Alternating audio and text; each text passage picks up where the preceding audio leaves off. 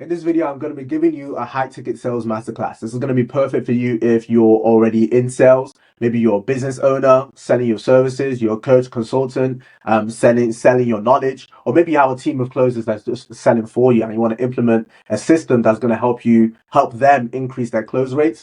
Either way, this is going to be a perfect video for you because we're going to be going over question-based selling, what I believe is the most powerful way to sell, because this is how you get your prospects to buy, believing that it's their own idea.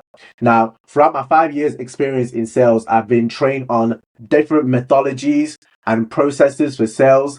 I've been in sales for 6 years now, initially going door to door, then doing telesales, and then selling over 300, 400,000 of my own marketing services when I launched my own business as a marketing agency. And now I'm working with coaches, service-based businesses, coaches and consultants, and I'm training sales teams to increase their close rates. So this is throughout teaching, and actually I had to develop a method that helps turn someone from an average closer to a top selling closer consistently. And this is what led me to develop this methodology of question-based sales. Throughout my experience in sales, investing in different programs and putting together what's worked, I came upon this, and I'm very excited to share it with you. And I promise if you watch to the end of this video, you are going to leave away with a simple and a clear way for you to increase your sales. This could potentially double or at least increase your sales by 10 to at least 10% if you actually implement what I'm going to say. So let's get started, right? So the problem with push selling, thing is, when you make a claim, a buyer's natural response is skepticism. They want you to prove things, right? And trying to change someone's mind directly creates resistance. The reason why is because they actually have to admit that they're wrong, and people never want to admit that they're wrong. Okay, so trying to change people's beliefs or force them to move forward in something is not really the most effective way, because this way with being a pushy salesperson, this is what creates a lot of resistance. It creates a lot of friction, right, which makes it harder to close as opposed to the alternative, which I'm going to be sharing with you just now, right? So the psychological shifts, right? Their conclusion, their decision. People fundamentally trust their own judgment, right? When a person concludes something for themselves, they believe it pretty much 100%. So our goal is not to convince, it's to lead the thought in the direction that we want, right? And this is leveraging human psychology, because people have something called a confirmation bias, right? Which describes the tendency for people to search, interpret, or favor information that confirms someone's existing beliefs or conclusions while ignoring and downplaying the contradictory evidence. So once people already believe something, they're going to find the information that confirms what they believe, and they're going to take the action based on that belief as well, right? Because identity is the deepest level of change. Then your beliefs follow your identity, right? You have beliefs that match up with the identity that you give yourself, right? And then your behaviors follow your beliefs. So if you want to change people's behaviors, you want to change their beliefs, but you don't want to do it in a way. It's very important the way that you do it. When you're trying to change people's beliefs by just giving them the facts and telling them, making statements and making claims, it creates resistance because they have to then change their beliefs or change the way they think about it. As opposed to when you ask very specific and calibrated questions, you can change people's beliefs by getting them to think and ponder on the idea and then come to a conclusion based off that question. So the core premise of question-based sales is asking very strategic and calibrated questions that guide a prospect to their own conclusion, a conclusion that aligns with the decision to buy your product or service. Now, when you make statements, people want you to prove it, right? When you make statements or claims, people want you to prove it. But when people conclude for themselves, they trust their own judgment. This is why trying to change people's minds and beliefs is met with lots of resistance, because they have to admit that they're wrong. Whereas if they feel they've concluded for themselves what's best for them, they take the correct actions based on the belief that is their own idea. What do you think is going to happen to your sales when people have already concluded on their own that this is the best way to achieve their desired outcome? How easy do you think it would be to close a prospect like that? This is why, after 5 years of professional sales experience, working at different businesses, learning different sales methodologies, and taking over 1,000 sales calls, both on the phone, via Zoom or Google Meet, and in person, this is the best way I found to sell. So the process goes like this, right? It's a 3-step process, right? Is when the step 1 is identifying the problem. Identify the core issues that people are going to have that's going to cause friction or like barriers to them achieving their desired outcome. Then next, you present your solution, and you show your solution as a way to overcome the specific problem that you've laid out. And then you ask a calibrated question. You pose a thoughtful question to guide their process, right? There's a thing in sales where they say you don't want the prospect to think, right? You want them to make like an impulse decision. Maybe if you're selling something low ticket, but if you're selling something that's worth thousands and thousands of pounds, this is something that people are going to have to think about, right? Them thinking about it is not necessarily a bad thing inherently, but the purpose is you want to guide their thought in a very specific way, right? So you'd step 1, identify the problem, present your solution as a way to overcome that specific problem, and you ask a very highly calibrated question that's going to guide their thought process, and then you keep on repeating this until you've covered all the core problems that you help them solve. I believe this is the best way to sell because it's the way that you sell with little to no resistance, right? It doesn't feel like a hard sell as they convince themselves that this is what's best for them. So how do you actually apply this to your sales presentation? So I'm going to give you a case study.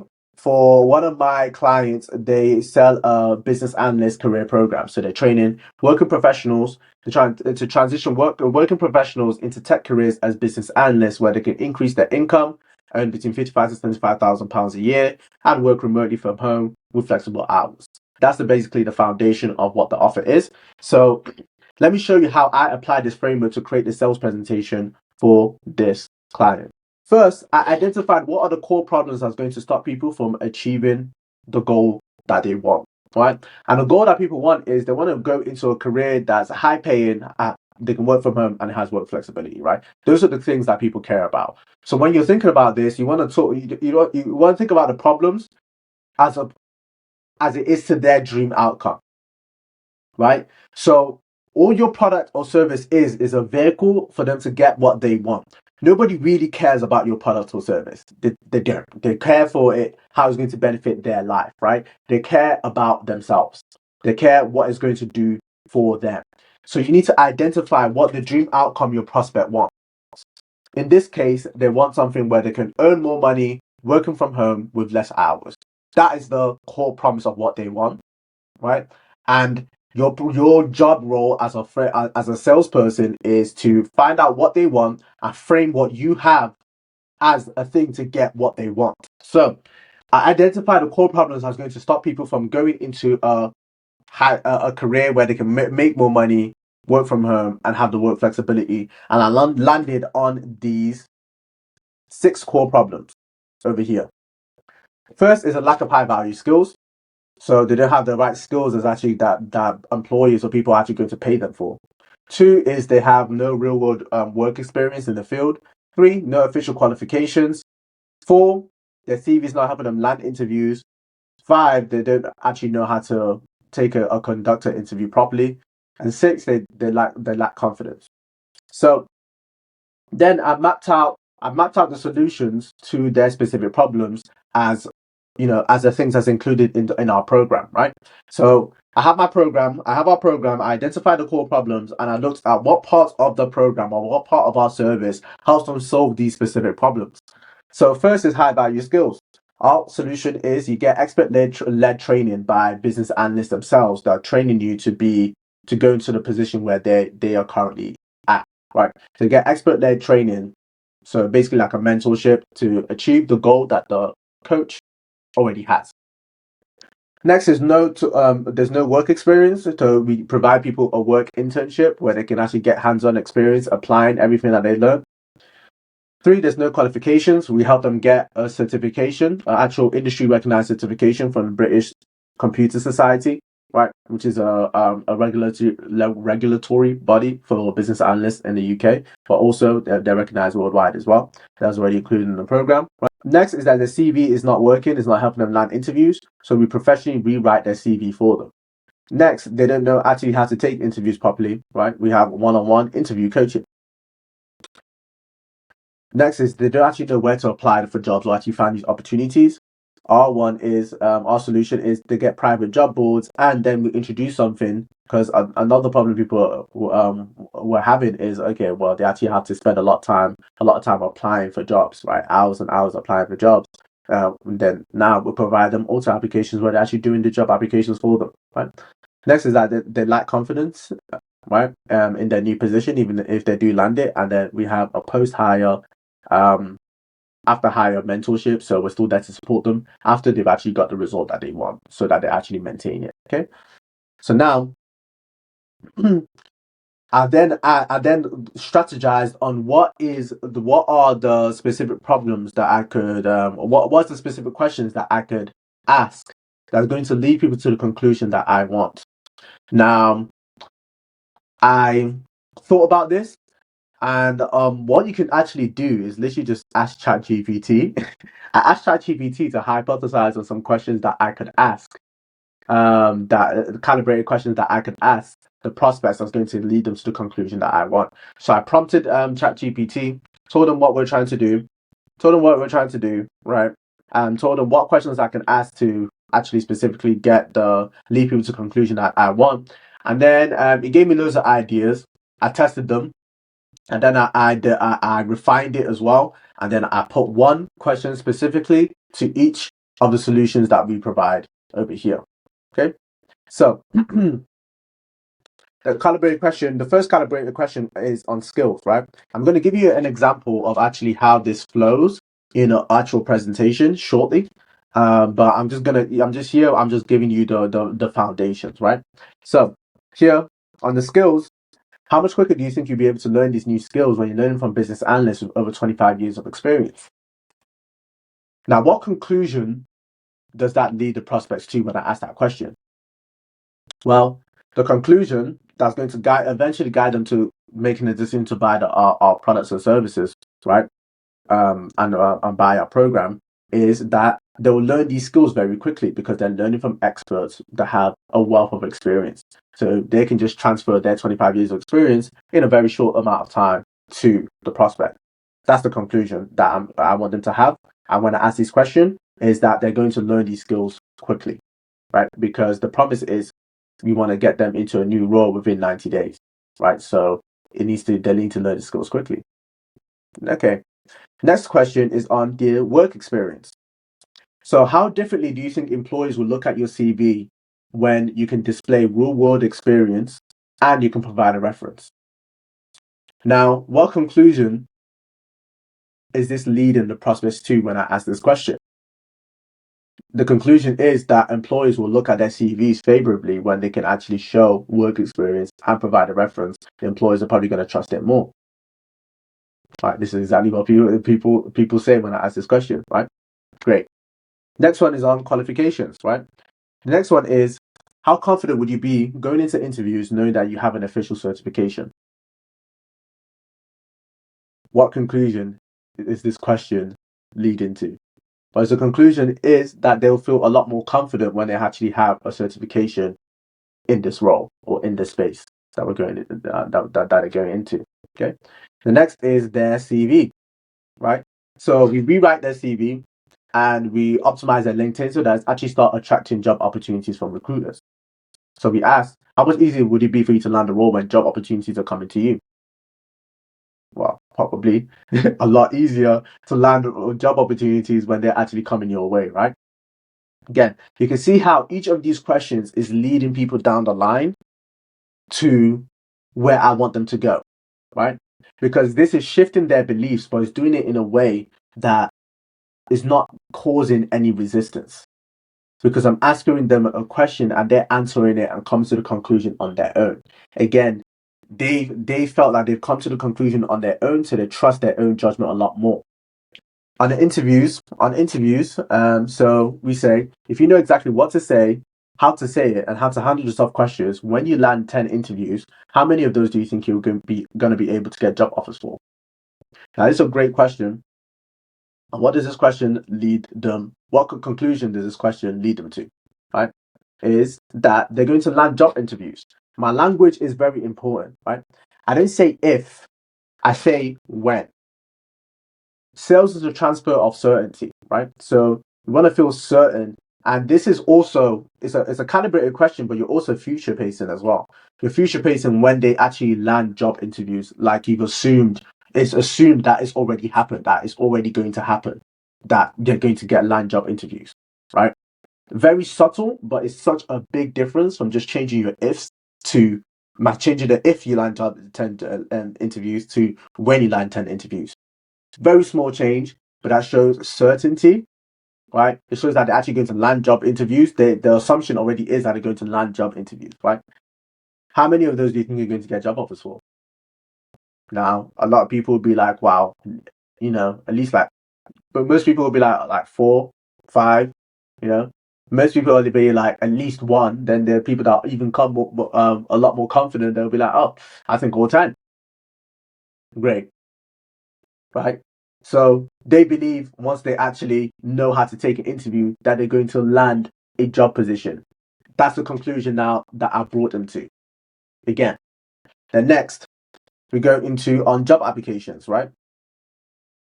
So we actually show them where to apply to, but we have a service where we actually we have a team of VAs that's actually doing job applications for them, right? To make it like a no-brainer offer. All they need to do is just show up for the interviews. Show up for the training and show up for the interviews. So we're doing 30 job applications for them on a daily basis, right? Now ask them, how many interviews do you think you will land when we're sending out 900 job applications for you on a monthly basis? So instead of sending 30 job applications a day, it sounds a lot better when I say 900 job applications for you on a monthly basis. None of them ever do that volume, probably on their own, right? Okay. And they'll probably be like, wow, probably have, at least 10 job interviews. Boom. Okay. Again, leading them down the line to where I want them to go. Next is after hire support. So after they land the role, right?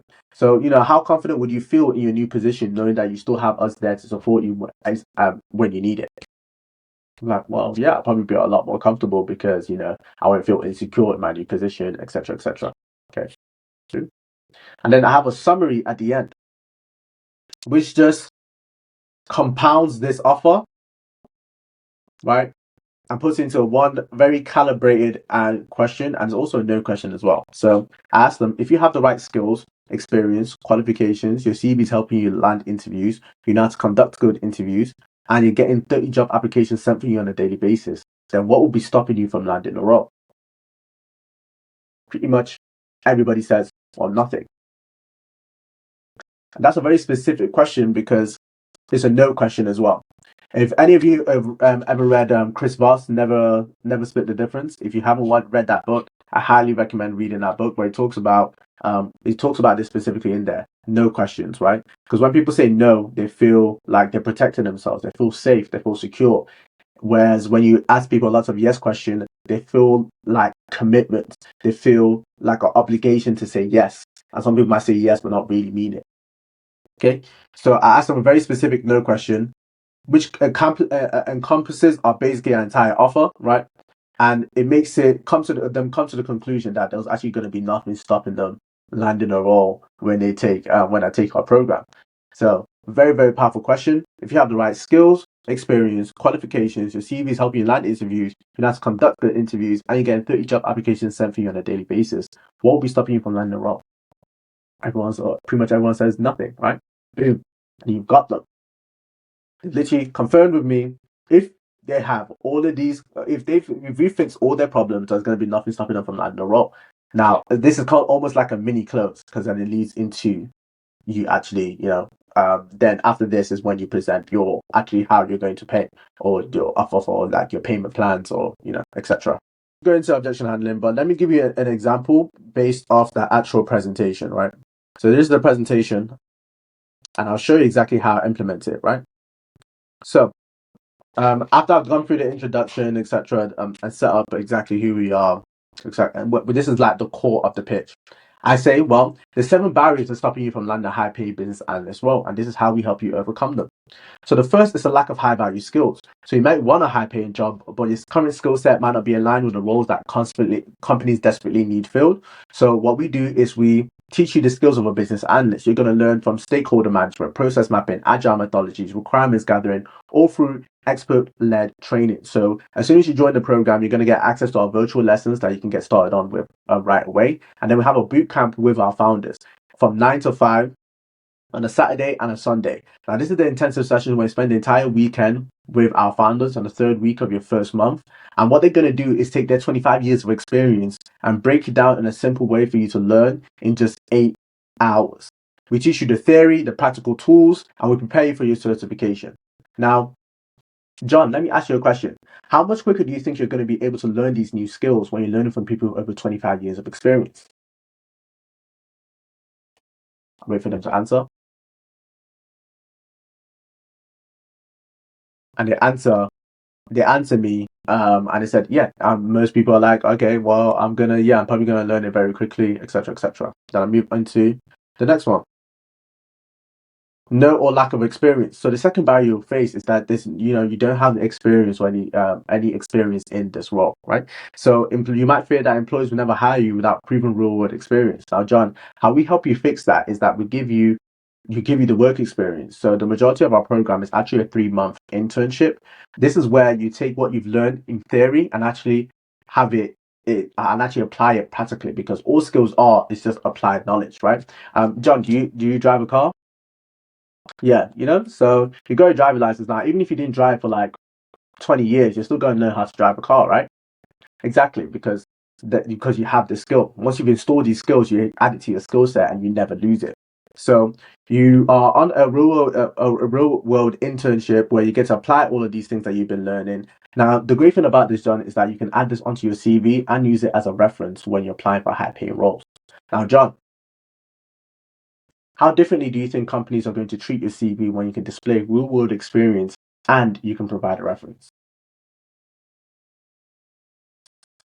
So that just walks you through an example of basically how that's applied in a sales presentation, right? And the great thing about it is that it keeps the whole presentation conversational, right? Sales she does feel like a conversation. She doesn't feel like a hard sell.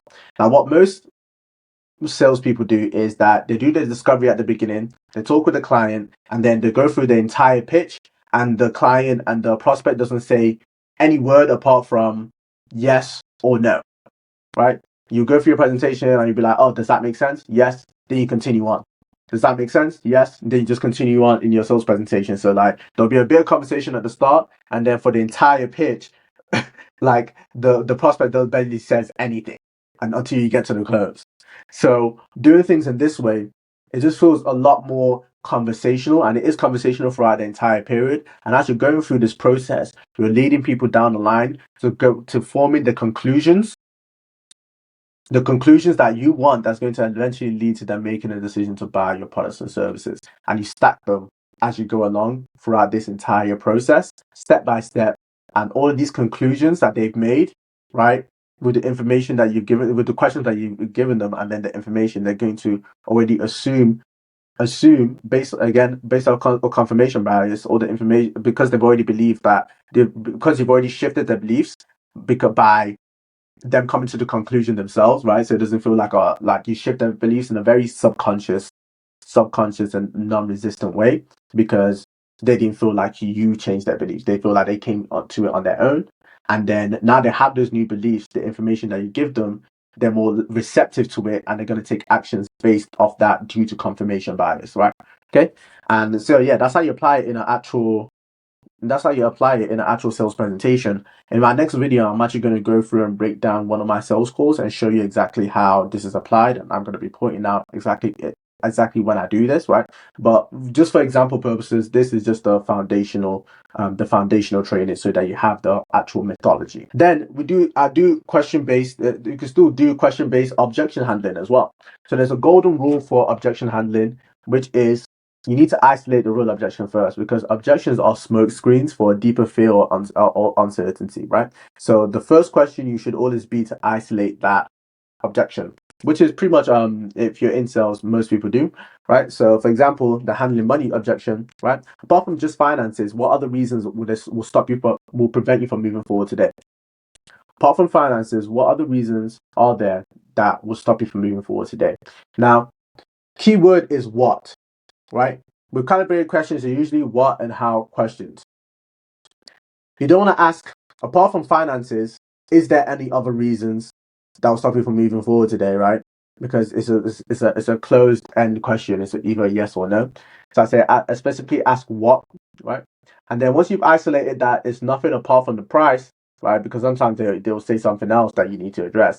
But once they've confirmed that it's just the price, then you can ask something like this, right? You can handle it in many different ways depending on what you're selling, you need to adapt it. So I'm just using this just as an example.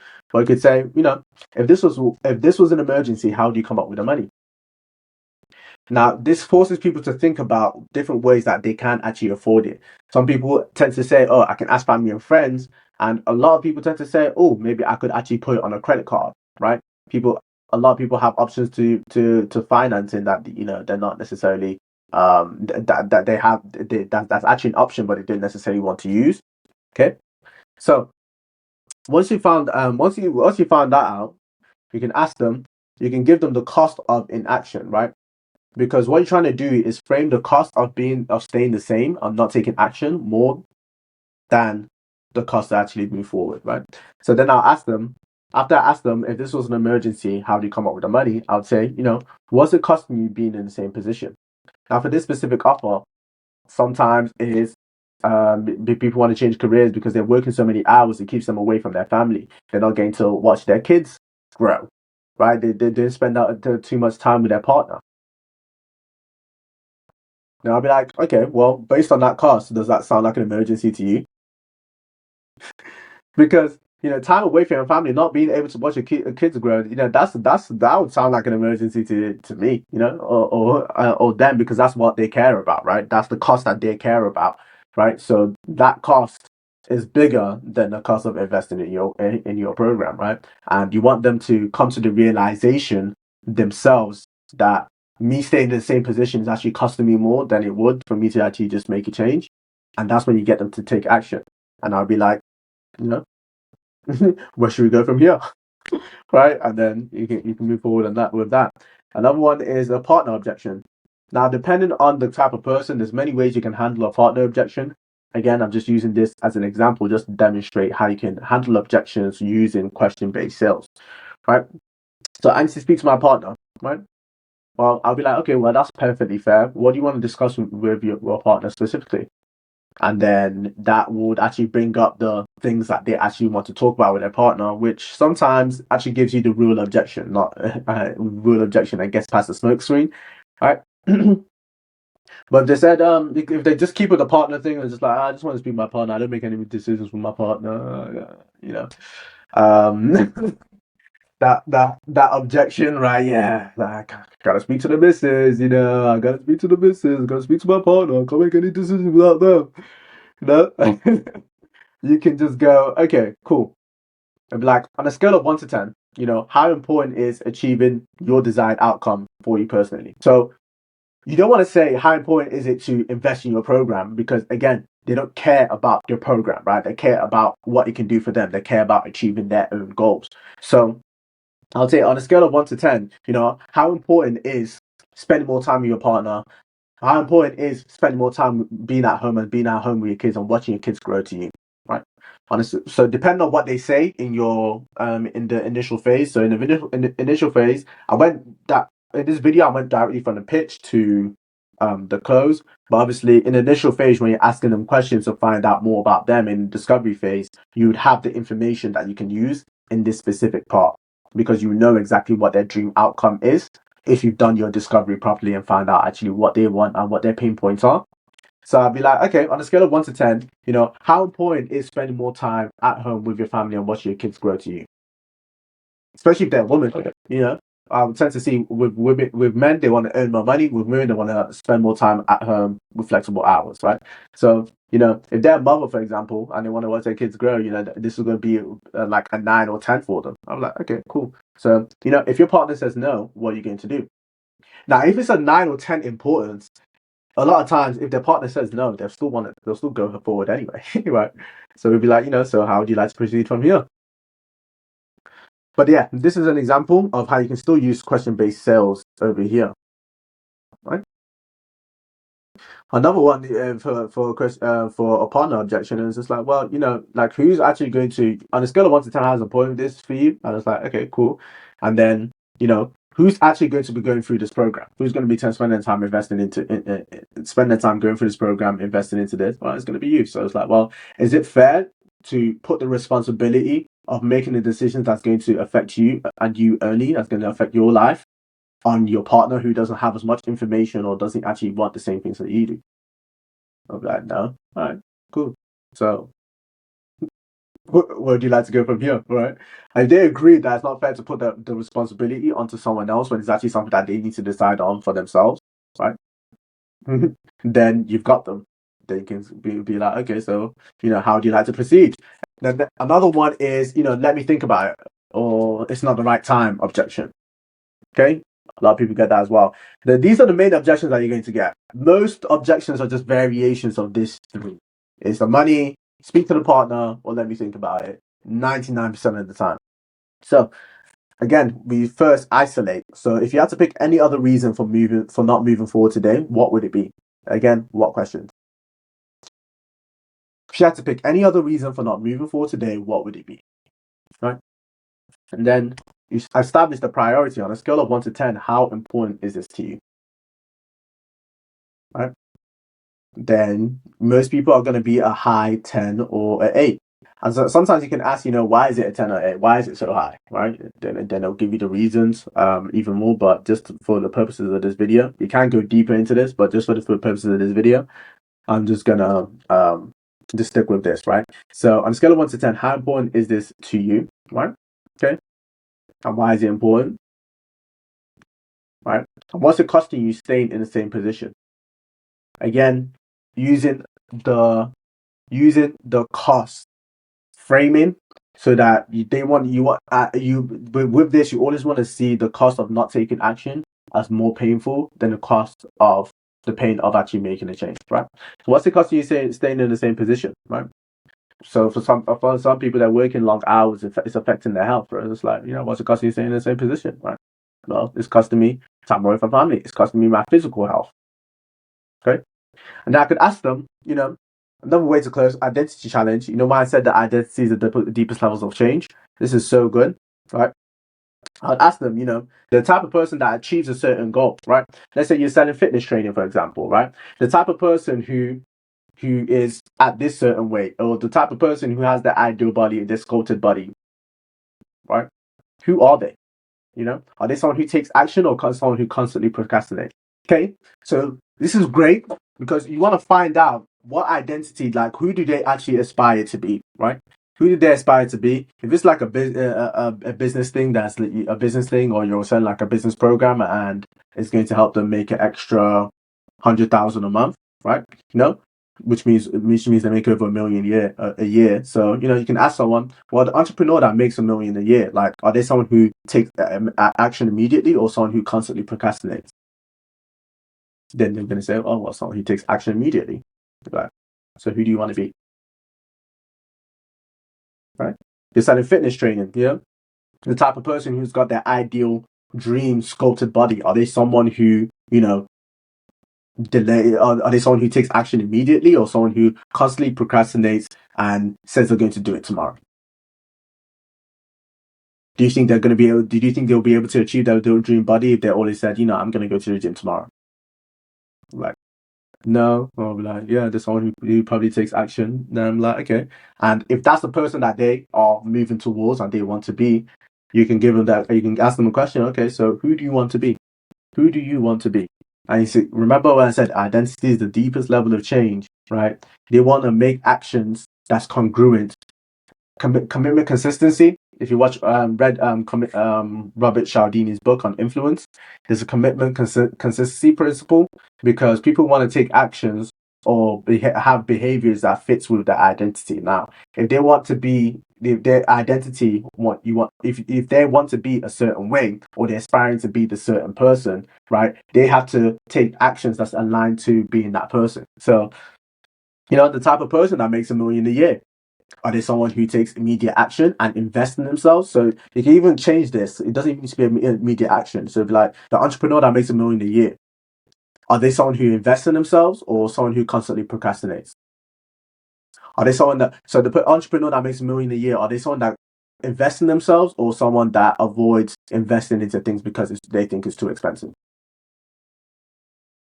Right. So who do you want to be? You know? And then you can close them that way. And I love this way to close because it's a hitting on their identity as well, right? Because they're on the sales call for a reason. They want a change. They want to be about to get the change. They need to be the kind of person that actually has what they're going for, right? That actually has the results that they're going for. So they need to take actions that's aligned with the person that they want to become.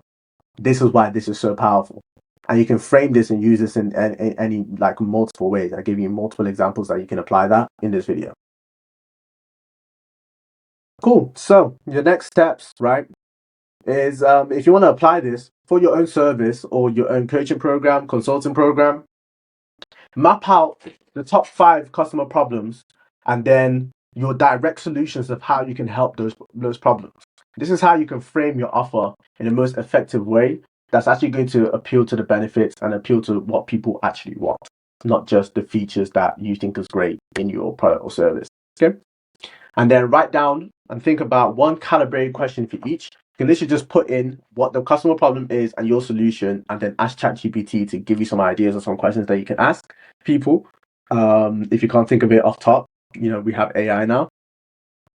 And then you want to practice the objection handling framework in role play scenarios, right? So apply this. I promise you, if you start using this sales methodology, you will close so much more and so much easier, and it's going to feel easy. All of my sales calls feel pretty easy. It's never really a hard sell, right?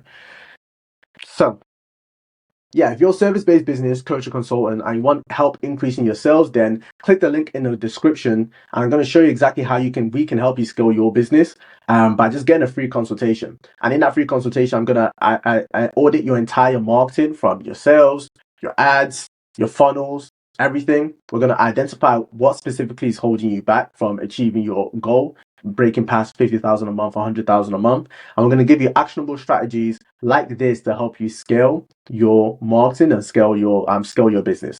So yeah, if you want that and you're a service-based coach or consultant, then click the link in the description. If you're watching this on a funnel, then just click the button below and yeah, book a consultation. Let me help you out, because this is just a tip of the iceberg of what we've been applying and what I know that's helping our businesses scale. So yeah, if you're someone who wants to apply this to your own business, definitely do. I promise you, this will give you such a high return on investment.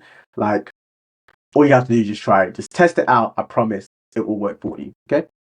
Yeah, apart from that, thanks for watching this video in its entirety, and I'll catch you guys on the next one.